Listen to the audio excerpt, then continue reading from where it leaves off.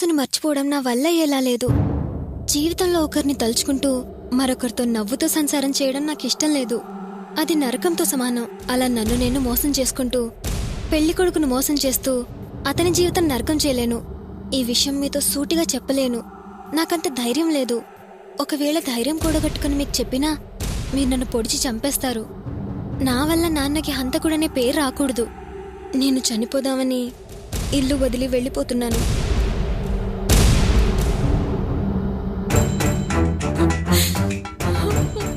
చావాలనే నిర్ణయానికి వచ్చిన తర్వాత ఎక్కడికో వెళ్ళడం దేనికి, ఇక్కడే చావచ్చు కదా అని మీరనుకోవచ్చు. నా పెళ్లి చూడాలని ఆశపడుతున్న మీ ముందు నేను శవంగా కనపడడం నాకు ఇష్టం లేదు. అందుకే మీ నుంచి దూరంగా మీకు తెలియకుండా చనిపోవాలనుకుంటున్నాను. అందుకే వెళ్ళిపోతున్నాను. మరో జన్మంటూ ఉంటే అప్పుడు మీకు కూతురుగా పుట్టి మీరు ఎవరిని పెళ్లి చేసుకోమంటే వాళ్ళని పెళ్లి చేసుకుంటాను. మీకు సంతోషాన్ని కలిగిస్తాను. నా నిర్ణయానికి వాసువే కారణం అనుకుని అతన్ని తిట్టడం, కొట్టడం, భయపెట్టడం లాంటివి చేయకండి. నన్ను క్షమించండి. నేను వెళ్ళిపోతున్నాను. అయ్యో అయ్యో అయ్యో, ఏంటండి ఇది? మనమ్మ ఇలా చేసింది ఏమిటి? ఏమండి, ఎలాగైనా నా కూతుర్ని కాపాడండి. అది ఆశపడ్డ వాడితో లేచిపోయినా పర్వాలేదు. ఈ ఆత్మహత్య నిర్ణయం ఏంటండి? ఏమండి, ఎలాగైనా నా కూతుర్ని కాపాడండి. దాన్ని కాపాడండి. ఎందుకే అరుపులు? నీ అరుపులు కది లేచిపోయిందని ఊరందరికీ తెలియాలా? ఎక్కడికి పోతుంది అది? ఎక్కడికి పోతుంది అది? అది వెళ్ళిపోయి సైలెంట్ గా నా పరువు తీస్తే నువ్వేడ్చి అందరికీ తెలిసేలా చేస్తున్నావు.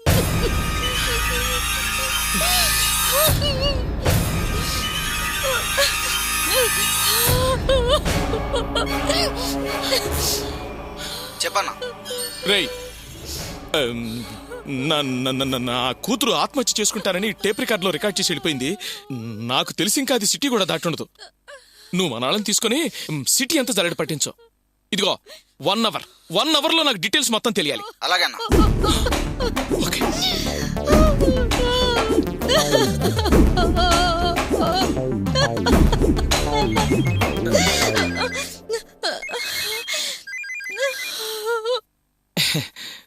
హలో హలో మాధవరావు గారు, నేను ఏసీపీ నాయన్ని. సార్, నమస్తే సార్. మాధవరావు గారు, చిన్న కన్ఫ్యూజన్. మీ అమ్మాయి పెళ్లి రేపా ఎల్లుండా? అయ్యో, రేపు ఉదయమే పెళ్లి, ఈవినింగ్ రిసెప్షన్ సార్. సార్, మీ ఫ్యామిలీతో తప్పకుండా రావాలి. అమ్మాయిని బ్లెస్ చేసి వెళ్ళాలి. ముహూర్తానికి తప్పకుండా వచ్చేస్తాను. సార్, ఒక చిన్న రిక్వెస్ట్. చెప్పండి. అంటే నా ఫ్రెండ్ కూతురు లవ్ అఫేర్లో ఆత్మహత్య చేసుకుంటానని టేప్ రికార్డులో వాయిస్ రికార్డ్ చేసి వెళ్ళిపోయింది. సిటీలో ఎవరైనా ఆత్మహత్య చేసుకుంటే అలాంటి డీటెయిల్స్ మీ డిపార్ట్మెంట్కి వస్తాయి కదా. అలాంటి ఇన్ఫర్మేషన్ ఏమైనా వస్తే కొంచెం చెప్పగలరా? అలాగే, తప్పకుండా చెప్తాను. ఆ అమ్మాయి వయసు ఎంత? 20-21 ఉంటాయి సార్. సరే, నేను విచారించి చెప్తాను. Thank you sir. It's okay.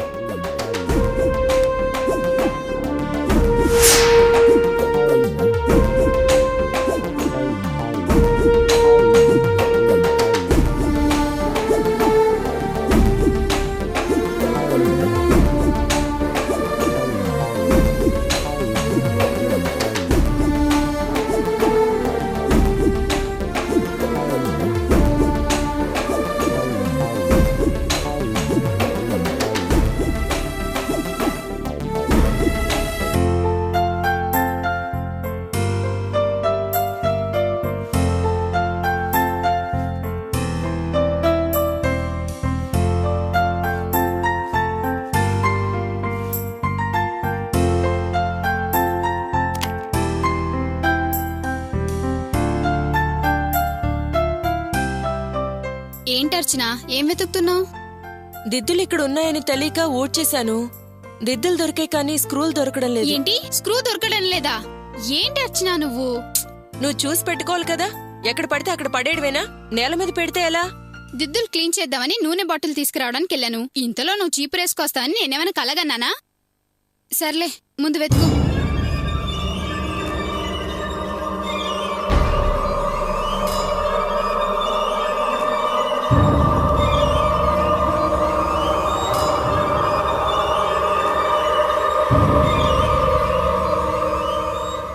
ఏంటి ఏం వెతుకుతున్నారు?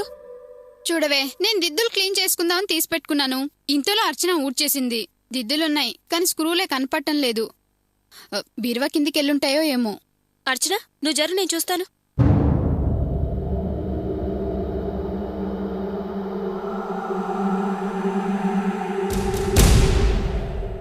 ఏ కాస్త బీరువా లేపు.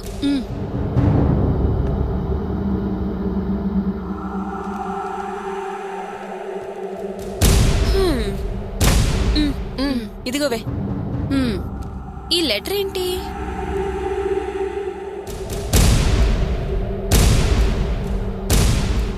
ఇదేంటి గోపి అని రాసుంది? అర్చన, బావ నీకు రాసిన లెటర్ ఇది. నాకు రాసిన లెటరా? ప్రియమైన అర్చనకి గోపి వ్రాయినది. నేను నీతో ఒక నిజం చెప్పాలి. ఆ నిజానికి ముందు ఓ అబద్ధం కూడా తెలియాలి.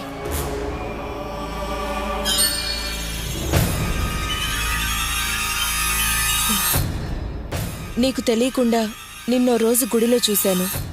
ఆ రోజు నువ్వు నా భార్యవైతే నా జీవితం సంతోషంగా ఉంటుందని నా మనసులో అనుకున్నాను.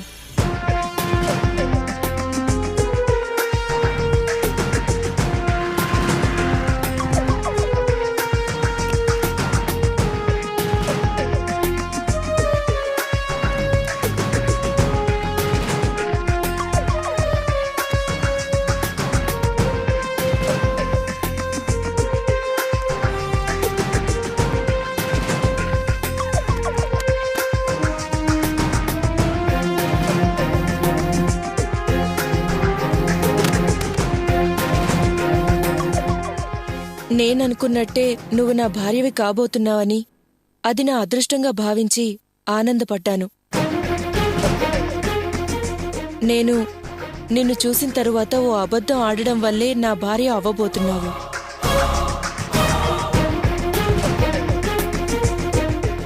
సత్యప్రమాణంగా చెప్తున్నాను, నమ్ము. నాకు అబద్ధాలు ఆడడం రాదు. కాని నీతో బతకాలన్న ఆశ, ఆ దేవుడి రాత నన్ను అబద్ధం ఆడించింది. అదేంటంటే నేను ఇంజనీర్ని కాదు, ఓ సాధారణ మెకానిక్ని.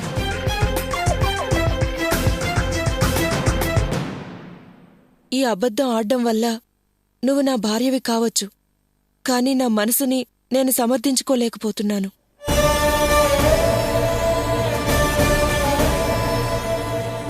నీతో నిజం చెప్పమని మనసు ఒత్తిడి చేస్తుంది. అందుకే స్వయంగా నేనే ఈ లెటర్ నీకు రాస్తున్నాను. నేను మామూలు మెకానిక్ని, ఇంజనీర్ని కాదు.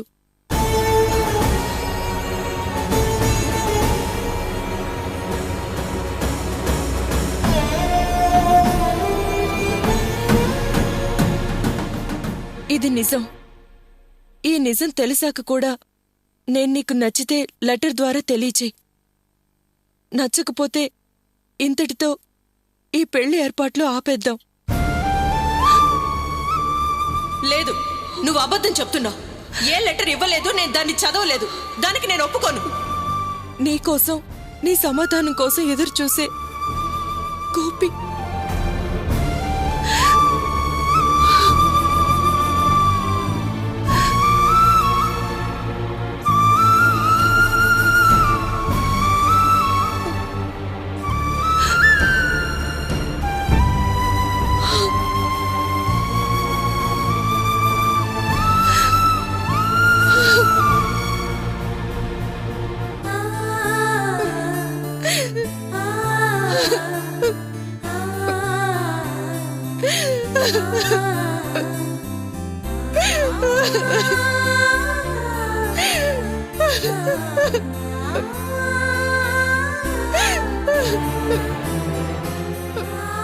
బావ మొదటి నుంచి ఇందుకే నేను నిజం నీతో చెప్పేశాను అని అంటూనే ఉన్నాడు.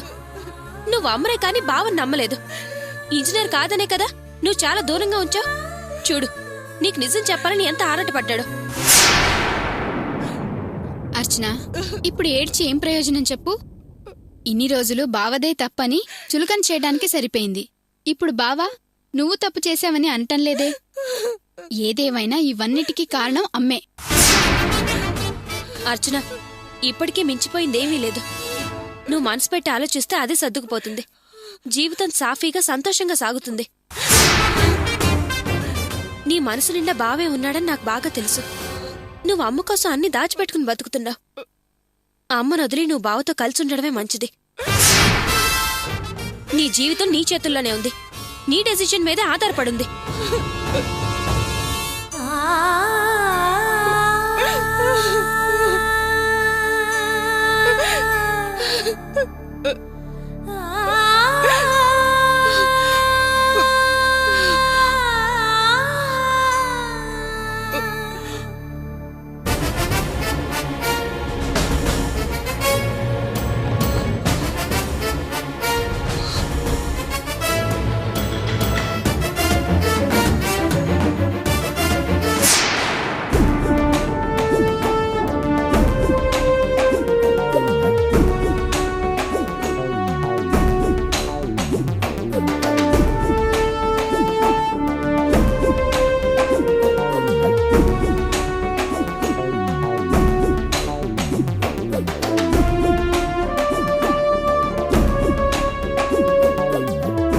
ఎక్కడెక్కడ ఎతికారా? సిటీ మొత్తం ఎతికామన్నా.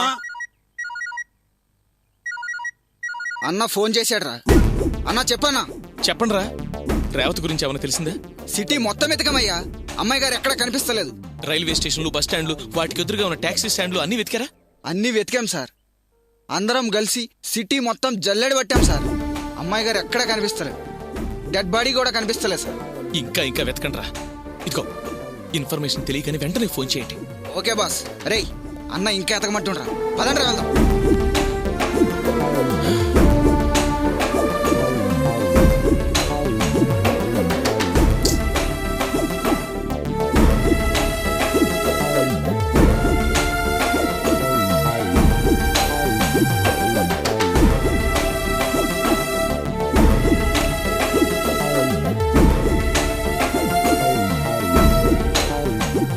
ఏమండి?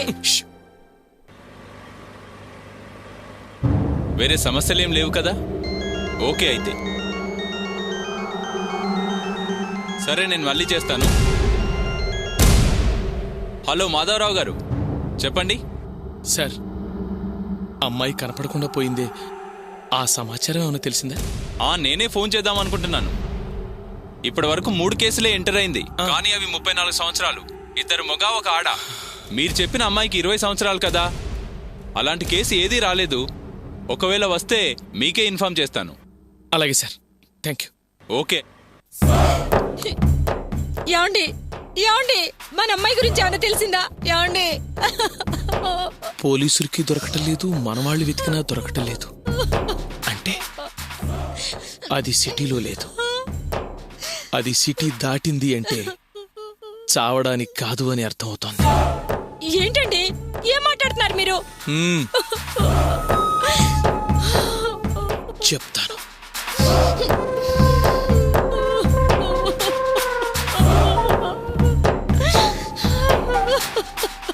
రేయ్, బండి తిండ్రా. అయ్యా, ఏర్పాట్లన్నీ అయిపోవచ్చున్నాయి. కట్టు కట్టు, అది కట్టు. అరే నువ్వు ఇట్రారా. అరే నువ్వు కట్టు. అరే నువ్వు అది గట్టి కట్టరా.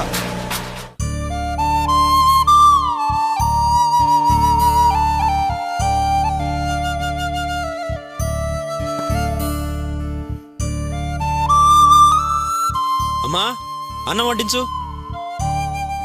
వస్తున్నాన్రా.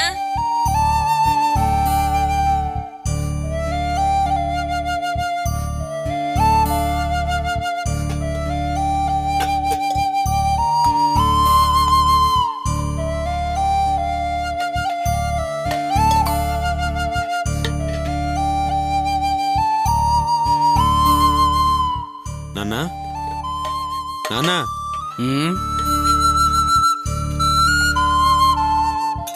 అమ్మా, నాన్నకేమైంది? పొద్దున్నేమో బయట పడుకున్నాడు, ఇప్పుడు లోపల పడుకున్నాడు. ఒంట్లో ఏమైనా బాలేదా? ఒంట్లో బాగానే ఉందిరా. వారికి మనసే బాగాలేదంట. ఏ, ఎందుకని? ఏముంది, నానా తంటాలు పడి నిన్ను అర్చనను ఒకటి చెయ్యాలని మేమంతా చూస్తే మందు తాగి యాగి చేసి చెడగొట్టాలని చూస్తావని మేమంతా అన్నాం కదా. అది తలవంపులైపోయింది.